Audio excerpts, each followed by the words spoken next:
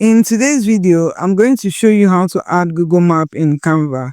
Kindly like this video and subscribe to the channel. It helps us more than you can imagine. Thank you. The first thing we want to do is to select the design we want to work with. You can actually work with any design of your choice, but let's pick up an invitation design.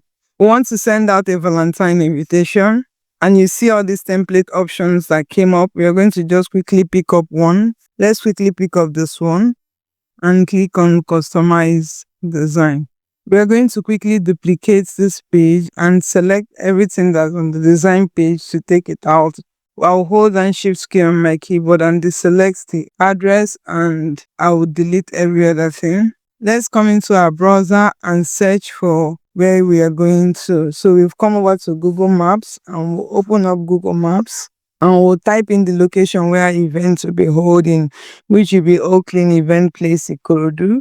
And we'll click on share here to copy the link to the location of our event. Once we have that copied, we'll go back into our Canva design and come over to apps on the left pane and search for embed. We'll click on this first one that comes up and we'll come over here. You see here where it says Google Maps. We are going to click on Google Map and we're going to paste in the link we copied from Google Maps. And we're going to add that to our design. Our location to the event has been added beautifully. We can then choose to spread this out like so.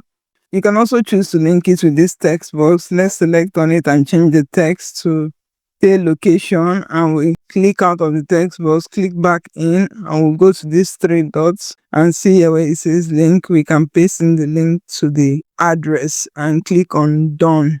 If we want to share this as a link so people that come into it can just quickly see the address to what we are doing, we can click on the share button here and come over to public view link. Now we can create a public view link and copy this link and share it to people.